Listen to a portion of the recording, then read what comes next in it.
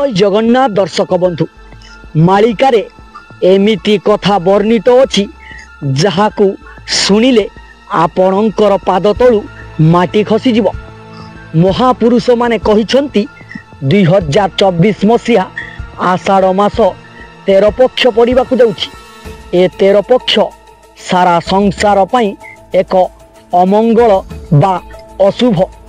ए 13 पक्ष रे आज्ञा जीए जहा शुभ कार्य करिबा कथा ताकू मध्य करिवे नहीं। एही जेउ 13 पक्ष पड़ुछि निश्चित भयंकर घटना मान घटिब। महापुरुष कहिछंती कोन 24 अंकरे चामुंडा मातिबे जगी गण सहे नेत, अर्थात 24 अंकरे आज्ञा चामुंडा माने मातिबे। महापुरुष माने तांको जाई फूल मालिका मध्यरे लेखि जाइछंती हानी मातिबे अनेक डर घटिबो आगे डकायत कली करिबे साधु मानंक संगे। देखंतु आजिर समाज रे डकायत माने मध्य साधु संत मानंक सहित कली करूछंती। ए सबु घटना मान दिन को दिन बढ़ी चलीछि। महापुरुष माने कहिछंती चंडी चामुंडांक संगेईक बहुल अष्टकाली ठाकुराणी ग्रामे ग्रामे जीए पूजा पाउथिबे एहा ही पाषाण पासेणी। आपण मानंकु निश्चित जना थिबो जेतेबेले ग्राम देवादेवी माने रथ यात्रा देखिबाकू पळेबे से समय रे आज्ञा गाँ रे निश्चित भावरे देवादेवी माने रहिबे नाही, समस्ते रथ यात्रा को पळेइथिबे। 24 अंकरे चामुंडा मातिबे जगी गण सही नेत। जेतेबेले आज्ञा 24 अंक माने 2024 मसीहारे जेतेबेले रथ यात्रा चलीथिबो सबु देवादेवी निश्चित भावरे रथ यात्रा को पळेइथिबे। सही समय रे आज्ञा चंडी चामुंडा माने गाँ रे बुलिबे, जहा को नहीं ताकू मारी तार रक्त पी जिबे। महापुरुष माने पुणी कहिछंती घरे घरे पसी रक्त जीवे शशी बांटी नहीं ग्रामे पड़े बेले गाँ रे चंडी चामुंडा माने बुलिबे सही समय आज्ञा रक्त पी जिबे बोली महापुरुष माने मालिकारे वर्णित करिछंती। ग्राम ग्राम मध्य रे बंटा होई जिबे एही चंडी चामुंडा माने। महापुरुष माने आहुरी मध्य कहिछंती डाहाणी डाकुणी माने गो बौल प्रत्यक्ष होइबे उभा ग्रामे ग्रामे पसी रक्त पी जिबे तेणिकी करिबु किबा। से समय निश्चित निकटतर होई आसुछि। एही 2024 मसीहा रे ही एही सबु घटना मान घटिब। काहेकि ना आषाढ़ मासरे 13 पक्ष पड़िबाकू जाउछि, जहा आज्ञा मीन शनि मध्य सही समय भोग हेबे। निश्चित एही जो रथ यात्राटा समस्तंक पाई गोटे विपदर समय नहीं आसीबो।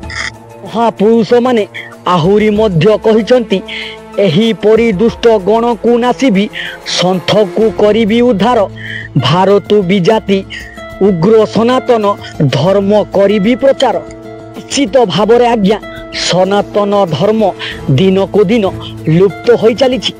जेतेबेले आज्ञा पापी मानंकर विनाश होई चलिबो सनातन धर्म मध्यरे महापुरुष माने कहिछंती धर्मर ध्वजा उड़िबो।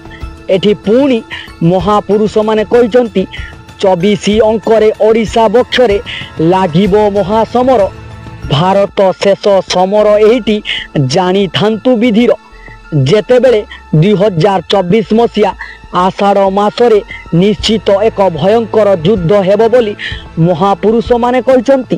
सबुआडे आज्ञा युद्ध हणाकटा चलीथिबो, सबुआडे आज्ञा गुलीर वर्षा हेउथिबो।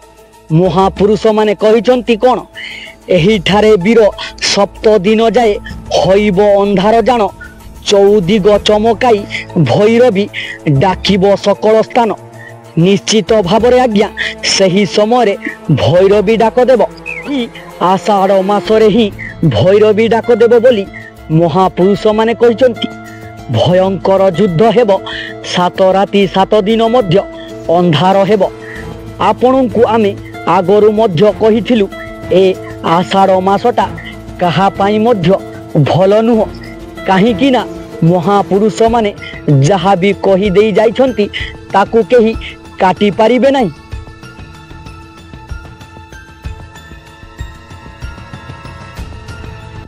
महापुरुष माने मध्य कही देइछंती अच्युत वचन अटे पथर रगार आन करिबाकू नहीं सकती कहार।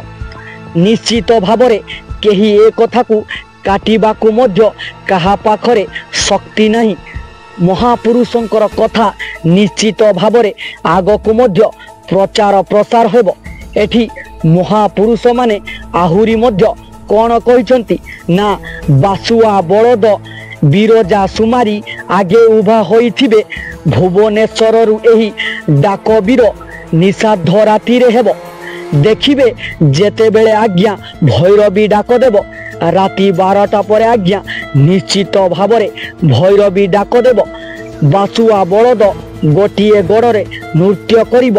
लिंगराजंकर एही सबु घटना मान आपण माने एही 2024 मसिया आषाढ़ मासर ही देखिबाकू पाइबे। आपणंकु आमे आगरु मध्य कहिथिलु जहा किछि घटना घटुछि ताहार किछि निश्चित कारण रहिछि। देखंतु दिनकु दिन मनीष पाप करि चलिछि। बापा मां को मध्य चाहिला नहीं। दियो देवतांकु मुंडिया मारिला नहीं। आउ देवंकु मध्य पूजा करिला नहीं कि पूजारे बसिला नहीं। जहा फलरे आज्ञा दिनकु दिन पाप बढ़ी चलिछि एही संसार रे। महापुरुष माने कही जाइछंती कोन एही डाक वीर जेतक जनर श्रवण रे संभाइब अकाल मरण तांकर सबु उपत मातुणी हेबो। जेते बेले आज्ञा भैरवी डाक देव से भैरवी डाक आज्ञा जिए सुनिब तार अकाल रे मृत्यु हेबो बोली महापुरुष माने कही दे जाइछंती। जेणु करी आज्ञा निषाध राति रे बोली कहिबाकू गले 12टा राति रु आज्ञा 3टा राति पर्यंत आपण माने देखिबे। एही रथ यात्रा टाइम रे डेट मध्य आमे आपण माननकु कही देउछु। आषाढ़ मास शुक्ल पक्ष अष्टमी गुरुवार दिन एही दिन भैरवी डाक संपूर्ण हेबो। एही दिन आज्ञा अंधार राति रे पृथ्वी गर्जिब। निश्चित रूप से आज्ञा आषाढ़ मास शुक्ल पक्ष अष्टमी तिथि सेही दिन आज्ञा भैरवी डाक देव बोली महापुरुष माने कही जाइछंती। से समय स्वतंत्र भावरे निकटतर होई आसुची। आज्ञा सेही 13 दिन भितरे आज्ञा एक भयंकर घटना घटिब। पूरी समुद्र एक भयंकर गर्जन करी मारी आसीबो बोली मालिकारे महापुरुष माने कहिसंती। एठी आज्ञा एही पथकू शुणिले आपण माने आश्चर्य होई जिवे। महापुरुष माने कही जाइछंती समुद्र मारी आसीबो। समुद्रर गर्जन रे सारा विश्व प्रकंपित होबो एवं एहार लीन अमरावती ठारे होबो। निश्चित भाव आज्ञा 22 पाहाचरे जेमिति मालिकारे कुहा जाइतिले 22 पाहाचरे मीन खेलिबो ताहा मध्य एही 2024 मसियारे सारा पृथ्वी देखिबो। ओडिशा को मारी आसुची एही विपद सारा ओडिशावासी को एही विपदर छाया एही 13 पक्ष बोली रथ यात्रा रे घटिबो। एही परि घटना जहा को देखिबे सारा ओडिशावासी। तो निश्चित यही घटना घटुची कि नहीं मालिकार कथा सत हेउची कि नहीं ताहा निश्चित ओडिशावासी रथ यात्रा पूर्वरु देखिबाकू पाइबे। तो दर्शक बंधु मालिकार कथा आज पई एतिकी थिला।